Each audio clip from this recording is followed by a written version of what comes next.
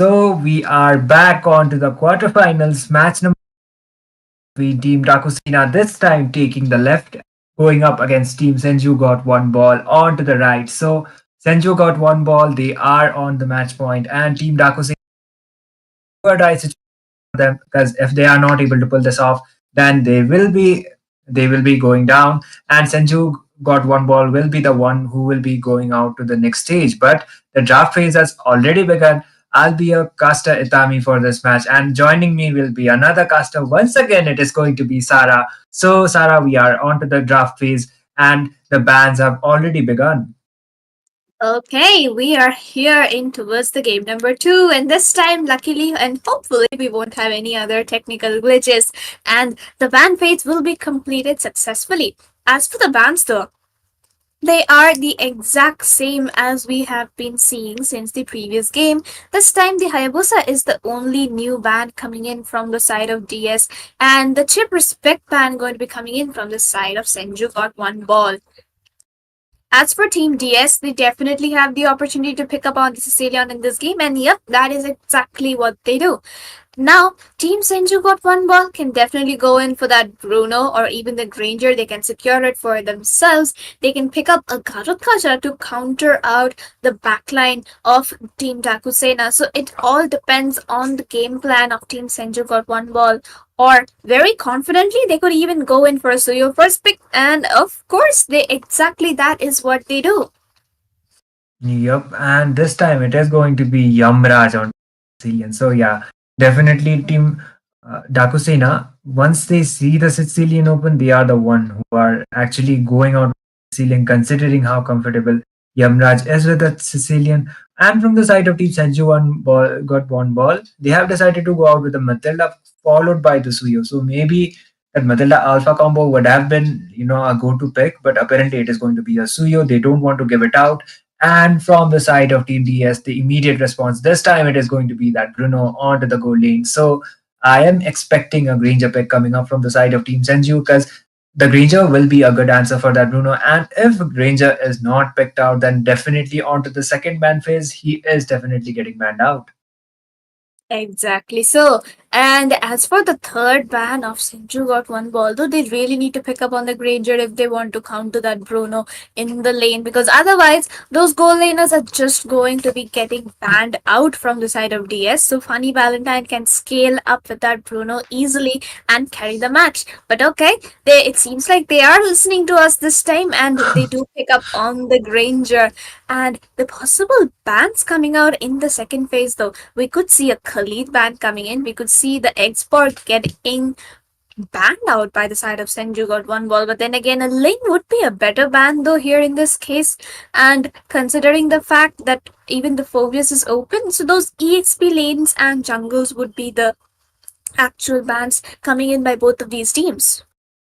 I do agree, and yeah, the jungler for Team Senju most probably is like, so they will be for the side of Team Dakusena be prioritizing that EXP lane or maybe the mid laner ban. So for the side of Team Senju, they are going out with the jungler as we expected, and that is going to be that Alpha. And yeah, Alpha, combined with the Matla would have been better, but still they have decided to ban it out because for that Suyo, Alpha is actually a really good matchup because he is not exactly a counter, but still a really formidable kind of an opponent for that Suyo. And from the side of Team Dakusena, it is going to be that Khalid, the flex pick getting banned out. So yeah, Khalid is quite comfortable even onto the roam as well as onto the EXP. So an expected strong ban coming up as the response, as well as a Fredrin ban coming up. So yeah, two jungler bans already from the side of Team Senju, which means the for the mid lane, the Sicilian is already picked out. So for the side of Team Senju, they are not banning out the mid laner, and it can be an Aurora, maybe the Vexana, or maybe even the Eve as well. Eve is doing quite well onto this patch too. That real world manipulation plays, if actually caught it up right onto the point, then she will be able to dish out a lot of damage as well as you know she will be able to outposition her opponents with that ultimate. Exactly so. And with the Khalid and the Hylos bands, the Bruno is going to have a much easier time than we can possibly expect because there isn't that kind of a backline dive coming in from the side of Senju got one ball this time. The Gatot Kacha is still open though, and that's a pretty viable choice to be picked up in the EXP. But no, they're going to steal away that glue from Jazz. Oh my bad, the Gatot Kacha is already picked up by the side of Team Daaku Sena. Sorry. So with that, Team DS here will have to look for a proper front line to give to that Sicilian as well as the Bruno. The CC is still available against a glue, but then again, that's the limitation of picking up EXP laners. A Phoveus would pretty much work well in this kind of a draft, considering the fact there's a Matilda and a Guiding Winds Dash is going to be providing the passive which Phoveus needs to ult. And so that would be the deciding factor for the side of Team GS as well as Team Senju as to what their final pick is going to be. The Phobius and CC definitely open for DS, but then again, knowing his Jazz, he could just experiment and pick up a Masha for no reason. But okay, it is going to be the CC as well as the Ling getting picked up by Team DS. They lack a bit of frontline, but there's a great amount of damage potential coming in from their side, while Team Senju still needs their mage and a possible Valentina or Eve pick might come in pretty handy for them. I do agree. And okay, a Ling, after the rise of many other junglers, we haven't seen quite often like we did onto the tournament scene. And okay, they don't want to, apparently, they don't want to give out Faramis too. And the Faramis would have been not picked out from the side of Team DS anyways, because the Sicilian was the first pick priority. It will be them picking out the Faramis, and Valentina will not be that answer, unfortunately. So yeah, Faramis with that Netherrealm, he can do that game changer kind of plays for the side of Senju. So if you ask me in terms of the draft, both of the draft are quite really strong, and it will be depending upon more upon the execution part as well. Whichever team they will have that, like whichever team capitalizing more onto that early game aggression will be the ones being quite formidable onto the game as well. But for the side of Team DS, they have the Sicilian, so definitely Sicilian is a late game insurance for them. If the game actually goes out to the late, then the Sicilian as well as the Bruno will be the ones dishing out a lot of damage. And Bruno, he will not like he will not be relying onto that full build. If he is combined with the Hash Claws as well as the Malefic Gun, then definitely on the team fights he will be having quite much of an impact as well, Sarah. Exactly. And as we can see for the drafts here, Team Senju got one ball, has the early game with that Suyo as well as the late game with that Faramis and Glue, while the side of Team DS is has a much more scaling comp with the Sicilian, the Bruno, as well as the Ling. So they will really have to hold it out in this game if they want to take away the win, settle the score for a 1-1 instead of just letting Team Senju clean sweep them with a 2-0. Yup, and I guess we will be heading on to the game soon. So yeah, looking at the draft, I will say it once again. So yeah, the early game aggression will one of the main reasons, like when one of the key objectives for both of the sides too. And Ling, after getting his templates of blades, he will be able to like initiate more onto the team fights as well. Suyo as well as the Ling, they will be having that kind of a skill set which will be helping them to secure the turtle, having that advantage to secure that turtle. Suyo with that immune skill as well as Ling with his templates of blades. So the objective kind of a jungler, both of the sides, and Ling, if he is able to complete that crit build, then definitely he will be having that impact on, like his impact onto the game will be definitely be seen. So Haitatsu onto that Gatot Kacha. So yeah, Gatot being a flex pick here, Gatot most probably he will be combined with a revitalize, and he will be able to taunt that Ranger maybe, and able to land, able to get his team onto a position to take down that Granger. But looks like finally we are onto the game. This is going to be the match number two, game number two between team Senju got one ball going up against Team Daaku Sena. Senju got one ball, actually having the match point for now. But for the side of Team Daaku Sena, it is a do or die situation for them. So definitely they need to pull it off this game. So here we go on to the land of dawn. And then, welcome back to this land of warriors, everyone. The land of dawn is calling for you. And the early game itself is going to be seeing a lot of poke coming in by both of these teams, especially by the Granger, who's going to be trying to stop that Bruno from taking away those gold minions. But look at that, the early game aggression coming in onto the Ling as they're trying to deny him of that blue buff, and it does not. It actually gets stolen away by Amocha. So now the Ling has no blue buff in the early game. So that's already a major setback coming in for the side of Team DS. But look at that, once again another early game aggression coming in. So now Team DS is on the major back foot for now. I highly agree. A huge advantage because Ling will be entirely dependent on and getting invaded like that, as well as getting a buff or like a purple buff stolen like that is definitely a no for the Ling. He will be not able to join up onto that team fights, and that dashes will like requiring a lot of mana, and not having that purple buff is quite a disadvantage already onto the mid side. We were seeing some pokes coming up, but still no trades by far. Amocha has already started to contest onto the turtle, and it might be an uncontested turtle for the side of Team Senju. Exactly so.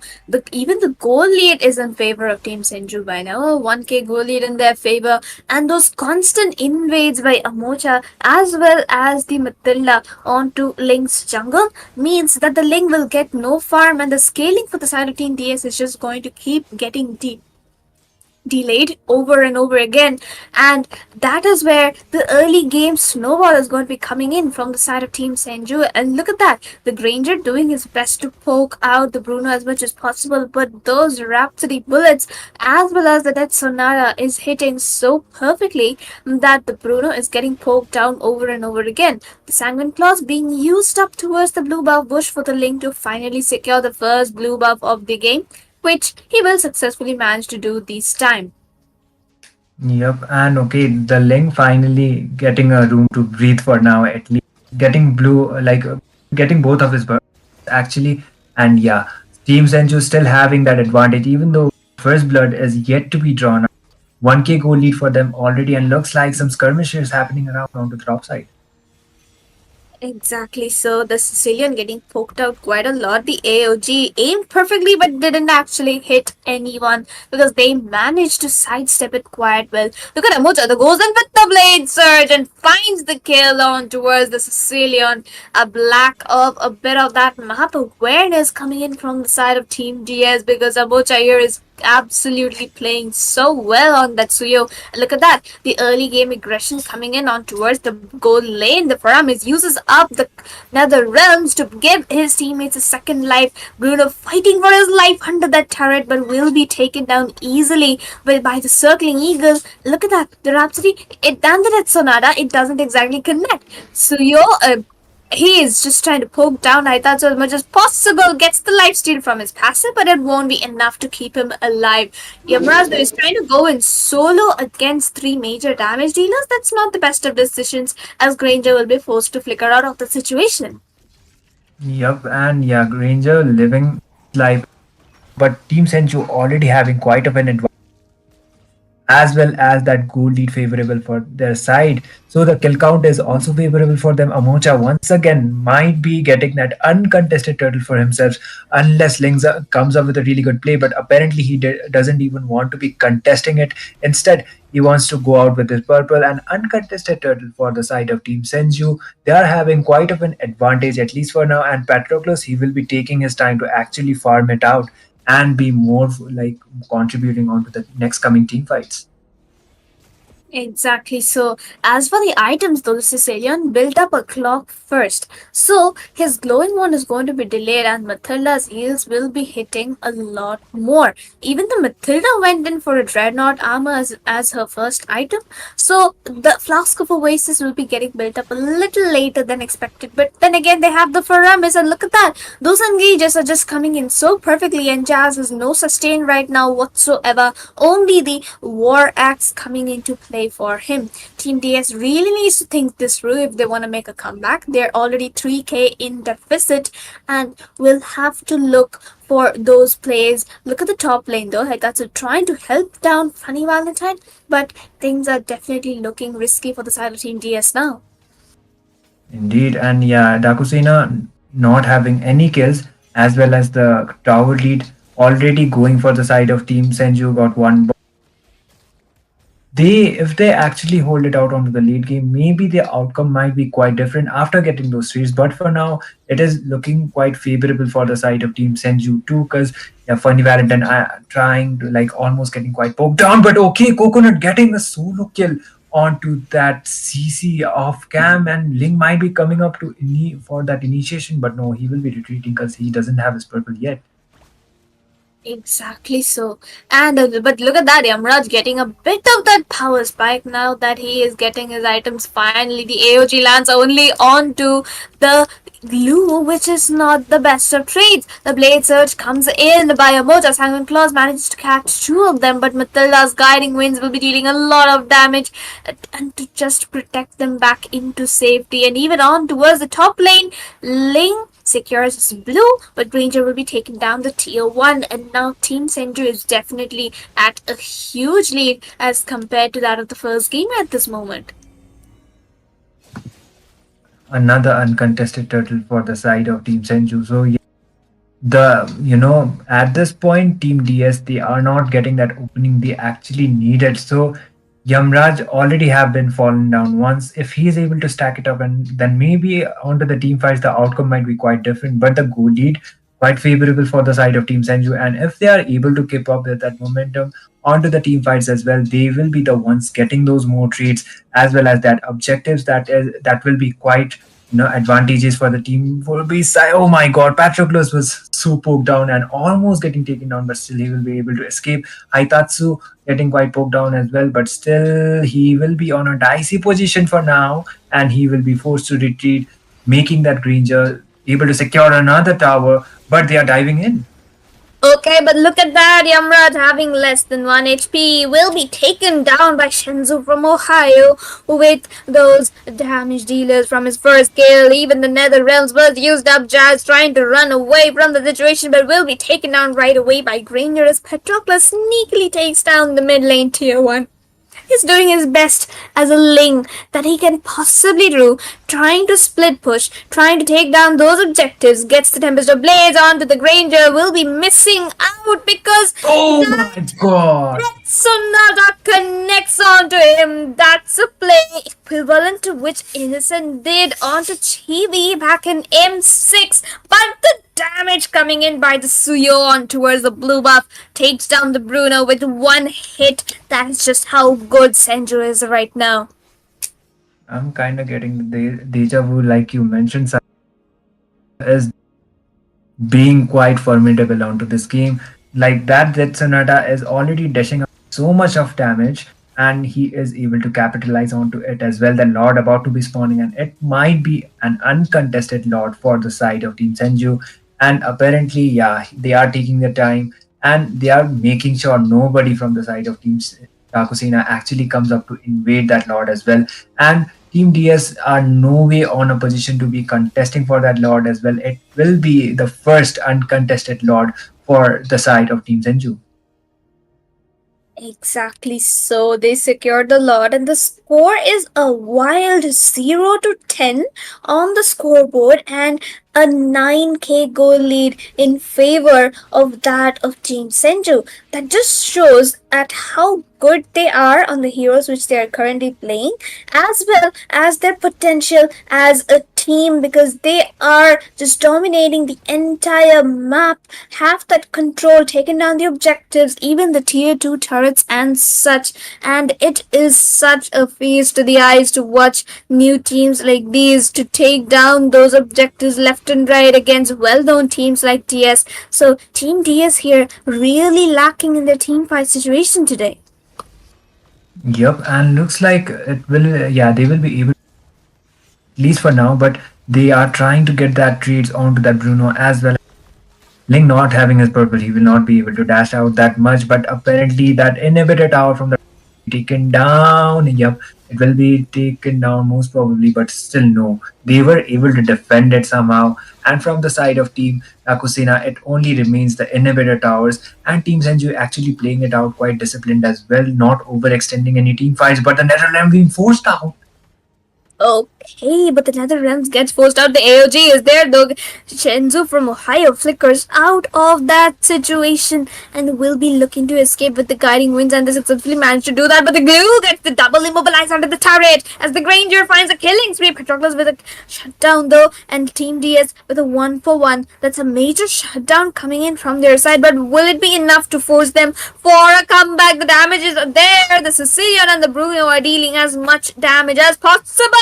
But Yamraj, you need to play it safe. Flicker baited out by the Granger. So here, definitely that was a very risky move, but I think it paid off in the long run.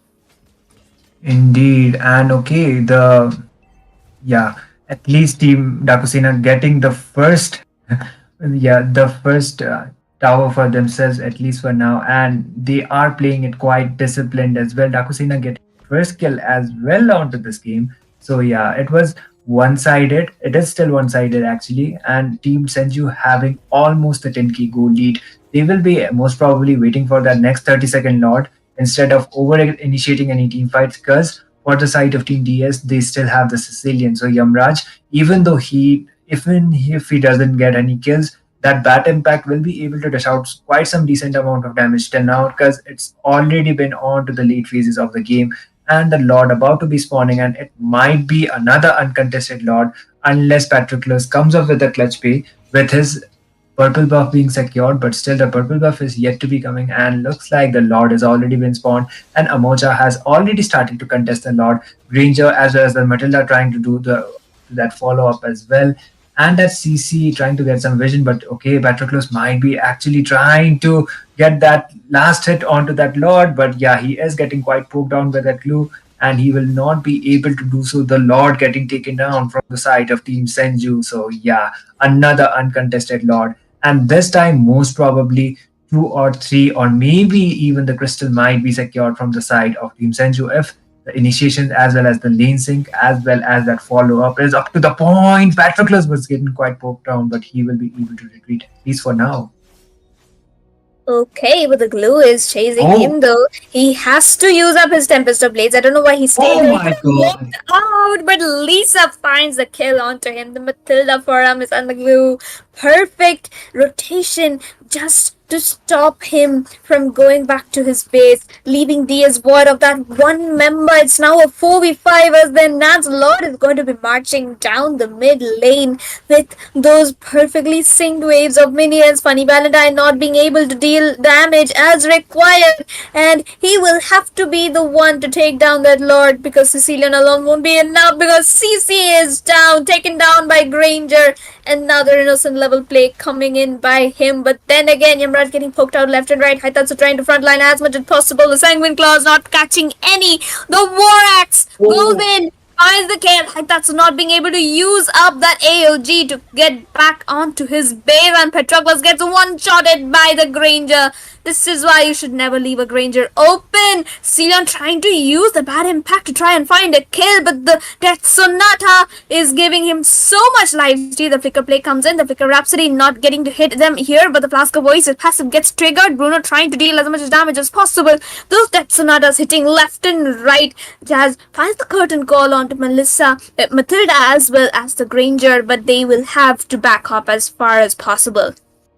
oh my god. Somehow they were able to defend it, but still, it's only the crystal remaining for the side of Team DS, and it's kind of like a deja vu that happened onto the previous game. So maybe this time it will be that third enhanced slot that will be actually able to end that game, unless Team Dakusena actually comes up with a clutch play this time and they are able to find that trades that they need. But still, by far, looking at their itemizations, Team Senju are the ones who have almost completed their full builds as well. So you're only having that one item remaining for himself to be acquired in order to go full build, and that Granger is already onto a full build, and he has, as the last item, he has decided to go out with the immortality. That will give him, that will actually buy him some time to swap items as well. and the Lord about to be spawning. They are like Daaku Sena are trying their best actually to find some trees, but apparently that is not happening at least for now. And if a really big team fight brawls up, I most probably think it is going to be Team Senju got one ball with more advantage because the goal lead as well as that itemization are favorable for them. But a team fight coming up. Hey, but look at that. The Blade Surge did connect, but Patroclus successfully managed to get escape from that situation, just trying to mark down the glue, which is not the best of decisions. But the glue gets taken down, though. He will be taken down in the situation because there is the damage coming in. Team DS will be looking to go for that Lord engage, but the AOG only catches a Mocha, but he is getting poked down left and right, and a Mocha will be securing that kill so easily. Yamraj now left all alone. He does have the flicker. He will not be using it though. Even the Tempest of Blades getting used up. Honey Valentine trying to look for the engage, finds the kill onto Moja, Oh but my that's god. that connects once again. And even the Bruno? immortality connects it. Okay, Bruno is low. The Rhapsody comes into Oh play. He no. is getting the lifesteal, but will it be enough? But no, Oh, the okay. next Sonata connects the triple kill for that Granger as he takes down the crystal. And Senju with one ball secures a 2-0 clean sweep in this best of three. Man, oh man. You know, that Bruno actually came up with quite of a defense, still it was not enough. That immortality play was one of the reasons why Granger actually got that final kill as well as that final nail onto the coffin for the side of Team Daaku Sena.